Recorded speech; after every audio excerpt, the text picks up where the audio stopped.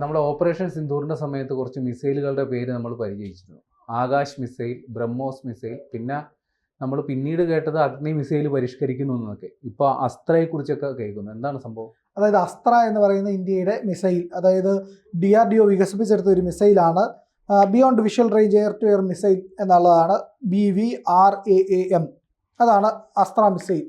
അതായത് ഇതിൻ്റെ DRDO ആയത് വികസിപ്പിച്ചെടുത്തിരിക്കുന്നത് വ്യോമസേനയുടെ സഹായത്തോടെ നടത്തിയ പരീക്ഷണമാണ്. അതായത് എയർ ടു എയർ മിസൈലാണല്ലോ ഇത്. അതായത് അന്തരീക്ഷത്തിൽ നിന്ന് അന്തരീക്ഷത്തിലേക്ക്, അതായത് വിമാനത്തിൽ നിന്ന് മറ്റൊരു വിമാനത്തെ തകർക്കാൻ വേണ്ടി അയക്കുന്ന മിസൈലാണിത്. ഇതിൻ്റെ വലിയ വികാസമാണ് ഇപ്പോൾ നടത്തിയിരിക്കുന്നത്. അതായത് വ്യോമസേനയുടെ സഹായത്തോടെ നടത്തിയ പരീക്ഷണത്തിൽ കൃത്യതയോടെ ലക്ഷ്യങ്ങൾ നശിപ്പിക്കാൻ അസ്ത്ര മിസൈലുകൾക്ക് സാധിച്ചത്.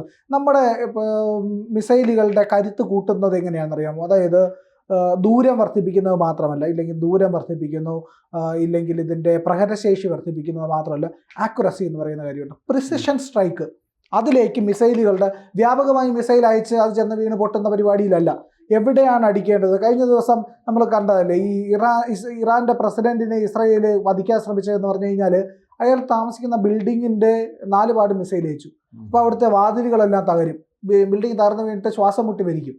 ദേഹത്ത് മുറിപ്പാടുകളൊന്നും ഉണ്ടാവില്ല. ആ രീതിയിലാണ് ഈ പറയുന്ന ആക്രമണ രീതികൾ മാറുന്നത്. യുദ്ധത്തിൻ്റെ രീതികൾ മാറിക്കൊണ്ടിരിക്കുകയാണ്. കൃത്യമായ സ്ഥലത്ത് നമ്മൾ ഈ പറയുന്ന ഇന്ത്യ ആദ്യഘട്ടത്തിൽ പാകിസ്ഥാനെ അടിച്ചപ്പോഴത്തേക്ക് ഈ പറയുന്ന സർജിക്കൽ സ്ട്രൈക്കിൻ്റെ സമയത്ത് ഇപ്പോഴല്ല, മുമ്പ് സർജിക്കൽ സ്ട്രൈക്ക് ബാലാക്കോട്ട് ആക്രമണം നടത്തിയപ്പോഴത്തേക്കും ഭീകര കേന്ദ്രത്തിലെ അതിൻ്റെ മുകൾ ഭാഗം തുളച്ച് അകത്ത് കടന്നിട്ട് അകത്ത് സ്ഫോടനം ഉണ്ടായി. ബിൽഡിങ്ങിനൊന്നും സംഭവിച്ചില്ല, അകത്തുള്ളവർ മൊത്തം മരിച്ചു.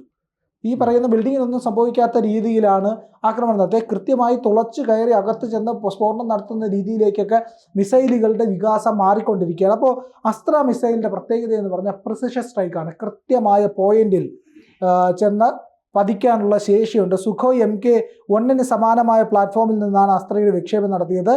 അതിവേഗ ആളില്ല വ്യോമവേദ സംവിധാനങ്ങളെ അസ്ത്ര വിജയകരമായി തകർത്തു.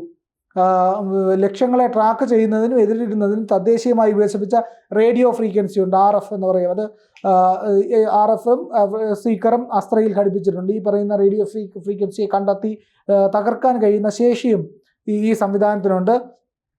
ഇന്ത്യയുടെ പ്രതിരോധ ശേഷിയിലെ ഏറ്റവും മികച്ച ഒരു കണ്ടെത്തലാണിത്. കാരണം എന്ന് പറഞ്ഞു കഴിഞ്ഞാൽ ഡ്രോണുകളുടെ ആക്രമണത്തെ പ്രതിരോധിക്കാൻ നമ്മൾ സാധാരണഗതിയിൽ ഉപയോഗിക്കുന്നത് വ്യോമ പ്രതിരോധ സംവിധാനങ്ങൾ, S-400, ആകാശ് പോലുള്ള സംവിധാനങ്ങൾ. പക്ഷേ ഒരു വിമാനത്തിൽ നിന്ന് നമ്മൾ വിമാനം പറന്നുയർന്നു കഴിയുമ്പോൾ അതിന് നേരെ ഒരു ഡ്രോണോ ഇല്ലെങ്കിൽ ഈ പറയുന്ന മറ്റേതെങ്കിലും ഒരു വ്യോമ ആക്രമണ രീതി ഉണ്ടായാൽ, ഏതെങ്കിലും ഒരു ആയുധം വന്നു കഴിഞ്ഞാൽ അതിനെ തകർക്കാനുള്ള, ആളില്ലാ വിമാനങ്ങളെയൊക്കെ തകർക്കാൻ കഴിയുന്ന രീതിയിലാണ് അസ്ത്രയെ വികസിപ്പിച്ചത് എന്നുള്ളതിൽ ഏറ്റവും പ്രധാനപ്പെട്ടത്. 100 കിലോമീറ്ററിലധികം ദൂരപരിധിയുള്ള അസ്ത്രയിൽ നൂതന ഗതി നിർണയ സംവിധാനങ്ങളാണ് സജ്ജീകരിച്ചിരിക്കുന്നത്. ഹിന്ദുസ്ഥാൻ എയ്റോനോട്ടിക്കൽസിൻ്റെ അടക്കം വലിയ സ്ഥാപനങ്ങളുടെയൊക്കെ സഹായത്തോടു കൂടിയാണ് ഈ പറയുന്ന അസ്ത്രയെ വികസിപ്പിച്ചത് എന്നുള്ളതാണ് ഏറ്റവും പ്രധാനപ്പെട്ട കാര്യം.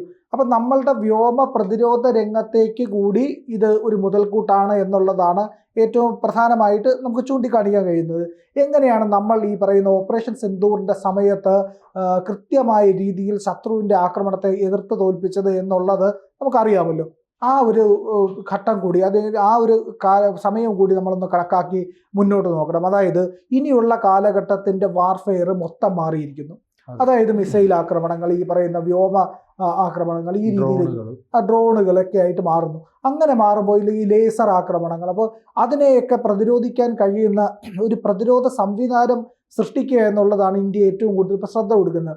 S-400 കാര്യം നമുക്കറിയാമല്ലോ. S-400 ആണ് നമ്മൾ ഉപയോഗിച്ചിരുന്നത്, അത് ഇപ്പോഴും നമ്മുടെ കയ്യിലുണ്ട്. അതുപോലെ തന്നെ നമ്മൾ സ്വന്തമായി വികസിപ്പിച്ചെടുത്ത ആകാശ് എന്ന് പറയുന്ന പ്രതിരോധ സംവിധാനം ഇനിയിപ്പോൾ റഷ്യയുമായി കൈകോർത്തുകൊണ്ട് S-500 ടെക്നോളജി അതുകൂടി നിർമ്മിക്കാൻ പോവുകയാണ്. കാരണം ആകാശ് കണ്ടപ്പോൾ അവർക്ക് വലിയ മതിപ്പുറവാക്കി. അപ്പോൾ S-500 നിർമ്മിക്കുകയാണ്. അപ്പോൾ S-500 നിർമ്മിക്കുകയാണെങ്കിൽ, ഇന്ത്യയും റഷ്യയും കൂടെ ചേർന്ന് നിർമ്മിക്കുകയാണെങ്കിൽ അതിൻ്റെ ആ പ്രതിരോധ സംവിധാനത്തിൻ്റെ ടെക്നോളജി കൂടി ഇന്ത്യക്ക് അവർ കൈമാറും. അങ്ങനെ വരുമ്പോൾ ഈ പറയുന്ന ഇന്ത്യയുടെ പ്രതിരോധ കരുത്ത് എന്ന് പറയുന്നത് ഈ പറയുന്ന മേഖലകളിലൊക്കെ, അതായത് south Asia, south east Asia, ഈ പറയുന്ന വെസ്റ്റ് ഏഷ്യ ഈ മേഖലകളിലെല്ലാം തന്നെ ഇന്ത്യയെ കവച്ചു വെക്കാൻ കഴിയുന്ന മറ്റൊരു വ്യോമ പ്രതിരോധ സംവിധാനമുള്ള രാജ്യമുണ്ടല്ലോ. ചൈനയ്ക്ക് പോലും കഴിയില്ല എന്നാണ് വിലയിരുത്തുന്നത്. കാരണം ചൈനയുടെ മിസൈലുകളുടെ ശേഷി എന്നാണ് നമ്മൾ അറിഞ്ഞതാണല്ലോ. കൃത്യമായി നമ്മൾക്ക് അതിനെ എല്ലാം തകർക്കാനും വരും. അതേ മിസൈലുകൾ തന്നെയാണ് ചൈന അവരുടെ വ്യോമ പ്രതിരോധ സംവിധാനത്തിന് ഉപയോഗിക്കുന്നത്. അതായത് ഈ S-400 സമാനമായിട്ട് ചൈന ഉപയോഗിക്കുന്ന അവരുടെ പ്രതിരോധ സംവിധാനങ്ങൾ എന്ന് പറയുന്നത് ഇതേ മിസൈലുകൾ ഉപയോഗിച്ചാണ്.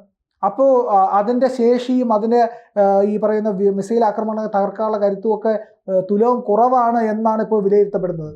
കാരണം ഈ പറയുന്ന ഒരു ഈ ഓപ്പറേഷൻ സിന്ദൂറിൻ്റെ ഭാഗമായിട്ട് നമുക്ക് കിട്ടിയ മിസൈലിൻ്റെ ഭാഗങ്ങളുണ്ടല്ലോ ചൈനയുടെ, ഇത് ഈ പറയുന്ന ലോകരാജ്യങ്ങൾ പലരും ഇവിടെ വന്ന് നോക്കി പഠിച്ച് എല്ലാം അതെ ഇപ്പോൾ PL-15 അതിനെ പഠിച്ചിട്ട് പോയി. അപ്പോൾ ഇതിനെ പറ്റിയിട്ട് വലിയ ട്രോളുകളൊക്കെ വന്നു. പക്ഷേ അതിനകത്ത് കണ്ടെത്തലിൽ പ്രധാനമായിട്ട് പറയുന്ന ചില കാര്യങ്ങളുണ്ട്.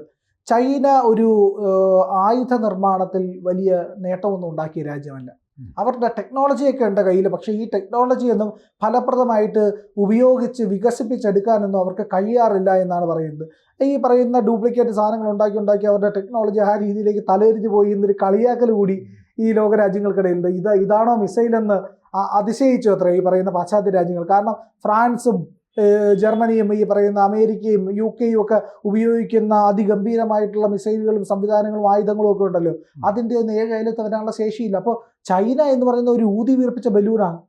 അതേ സ്ഥാനത്താണ് അടുത്ത് കിടക്കുന്ന ഇന്ത്യ വലിയ രീതിയിലുള്ള വികാസം ഈ പറയുന്ന മിസൈൽ രംഗത്തും ഈ വ്യോമ പ്രതിരോധ രംഗത്തും എല്ലാം കൊണ്ടുവരുന്നത്.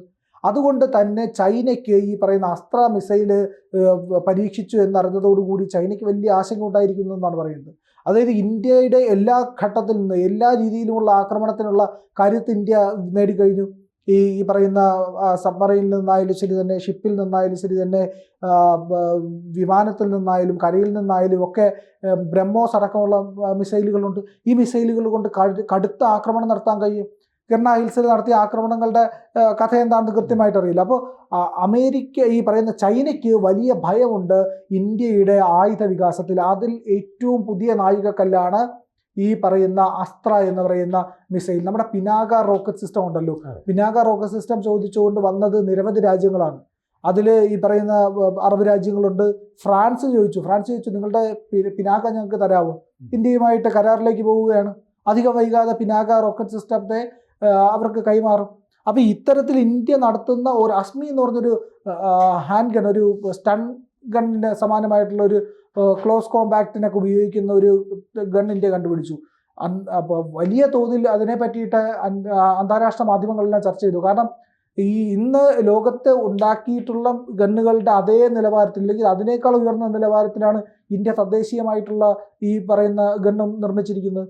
അതേപോലെ തന്നെയാണ് ആയുധ നിർമ്മാണത്തിൻ്റെ ഓരോ ഘട്ടത്തിൽ ഈ അസ്ത്രയുടെ കാര്യം ഇത്രയധികം ചർച്ചയാവുന്നതിൻ്റെ കാരണവും അതുതന്നെയാണ്. ഇന്ത്യയുടെ പ്രതിരോധ കരുത്ത് വലിയ തോതിൽ വർദ്ധിക്കുന്നു എന്നുള്ളതാണ്. എനിക്ക് തോന്നുന്നു സുഖോയ് 57 ഈ റഷ്യയിൽ നിന്ന് ഇവിടെ കൊണ്ടുവരുന്നു കഴിയുമ്പോഴത്തേക്കും ഇന്ത്യയുടെ ഒരുവിധപ്പെട്ട മിസൈലുകളെല്ലാം അതിൽ നിന്ന് പ്രയോഗിക്കാൻ കഴിയുന്നതാണ് എന്നുള്ളത്. കാരണം സുഖോയിലാണ് നമ്മളിവിടെ പരീക്ഷണം നടത്തുന്നത്. ഇന്ത്യയുടെ വലിയ കരുത്തുണ്ട്. ഇന്ത്യക്ക് ആ രീതിയിൽ വലിയ രീതിയിലുള്ള ആക്രമിക്കാനുള്ള പ്രതിരോധ സംവിധാനത്തിൻ്റെ കരുത്ത് വലിയ രീതിയിൽ വർദ്ധിക്കുന്നുണ്ട്. അവിടെയാണ് ഈ പറയുന്ന അസ്ത്ര കൂടെ എത്തിയിരിക്കുന്നത് എന്നുള്ളത് ഏറെ നിർണായകമായ കാര്യമാണ്. കൂടുതൽ വാർത്തകളും വിശേഷങ്ങളും നിങ്ങളിലേക്ക് എത്താൻ ABC മലയാളം സബ്സ്ക്രൈബ് ചെയ്യുക, ബെൽ ബട്ടണും അമർത്തുക.